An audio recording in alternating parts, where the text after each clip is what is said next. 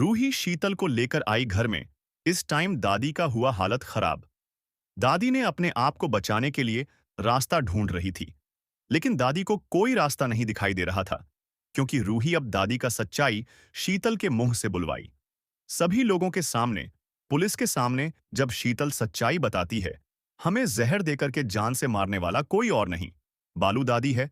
तब पुलिस दादी को गिरफ्तार कर लेती है और दादी उसे टाइम शीतल के रूही के सामने हाथ जोड़ करके माफी मांगने लगते हैं।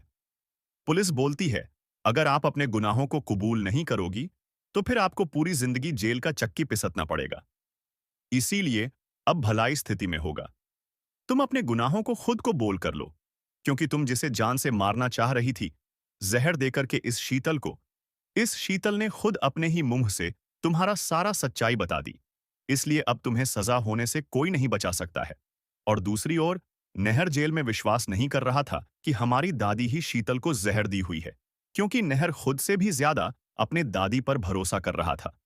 लेकिन आज नहर का सारा भरोसा टूट गया, दादी के ऊपर से। अगर आप सभी लोग रूही के बहादुरी से खुश हैं, तो रूही के खातिर अभी इस वीडियो को एक लाइक करके, चैनल को सब्सक्राइब करके इस वीडियो को जरूर शेयर कीजिएगा। और कमेंट बॉक्स में जाकर आप सभी लोग बताइएगा, कितने लोग रूही के मेहनत से खुश हैं। घर में आज जश्न का माहौल था। पूरे आंगन में रंगोली सजी थी, दरवाजे पर फूलों की झालरें लटक रही थीं, और दादी ने खुद आरती की थाली सजाई थी। सबको इंतजार था अग्नि, उसकी बेटी और रोमन के आने का। हर कोई दरवाजे की ओर टकटकी लगाए खड़ा था। जैसे ही गेट खुला, सबके चेहरे पर मुस्कान फैल गई। फूल बरसाने के लिए हाथ उठे ही थे कि अगले ही पल पूरा माहौल सन्नाटे में बदल गया। सामने अग्नि नहीं, बल्कि रूही खड़ी थी, और उसके पीछे व्हीलचेयर पर बैठी थी शीतल। दादी के हाथ से आरती की थाली छूटकर जमीन पर गिर गई। उनकी आंखें फटी की फटी रह गईं, होंठ कांपने लगे।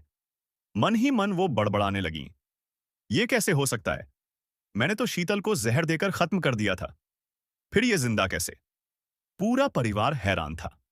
शीतल कमजोर थी, लेकिन जिंदा थी। उसकी आंखों में डर भी था और सच्चाई बताने का साहस भी। रूही ने सबको शांत रहने का इशारा किया। उसने दृढ़ आवाज में कहा, आज इस घर में सच्चाई सामने आएगी। जिस शीतल को हम सबने खो दिया, समझ लिया था, वो जिंदा है, और इसके पीछे की साजिश भी आज उजागर होगी। दादी के चेहरे का रंग उड़ चुका था। उन्हें वो रात याद आने लगी, जब उन्होंने अपने लालच और डर में अंधी होकर शीतल को रास्ते से हटाने की कोशिश की थी। उन्होंने सोचा था कि शीतल हमेशा के लिए खत्म हो चुकी है, और रूही को भी उन्होंने चालाकी से फंसा दिया था, ताकि उनका राज कभी बाहर न आए। लेकिन रूही चुप नहीं बैठी। उसे शक हुआ था कि शीतल की मौत में कुछ गड़बड़ है। तलाश करते करते वह बोर्ड बॉय के अड्डे तक पहुंची। वहीं उसने शीतल को जिंदा देखा, कमजोर हालत में, मगर सांसें चल रही थीं। समय रहते इलाज मिलने से उसकी जान बच गई थी। कुछ लोगों ने उसे छुपाकर रखा था।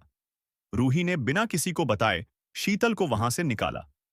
उसे व्हील चेयर पर बैठाकर सीधे घर लेकर आई, ताकि सच्चाई पूरे परिवार के सामने आए। घर के बीचों बीच खड़ी होकर रूही ने कहा, दादी, अब सच छुप नहीं सकता। आपने शीतल को मारने की कोशिश की, मुझे फंसाया और नहर को जेल भिजवाया। अब कानून फैसला करेगा। शीतल ने कांपती आवाज में सब बताया, कैसे मिठाई में जहर मिलाया गया, कैसे उसे बेहोश समझकर छोड़ दिया गया, और कैसे किस्मत ने उसकी जान बचा ली। पूरा परिवार स्तब्ध था। जिन पर सबको सबसे ज्यादा भरोसा था, वही सबसे बड़ी साजिशकर्ता निकली। कुछ ही देर में पुलिस घर पहुंची। दादी अब पूरी तरह टूट चुकी थी। उन्होंने सिर झुका लिया। उनके पास कोई सफाई नहीं थी। रूही की आंखों में आंसू थे, लेकिन इस बार वह कमजोर नहीं थी। उसने अपने पति नहर की बेगुनाही साबित कर दी थी, और सच्चाई सबके सामने ला खड़ी की थी। पुलिस दादी को अपने साथ ले गई। घर में सन्नाटा छा गया। आज एक रिश्ते का भ्रम टूटा था, लेकिन सच की जीत हुई थी।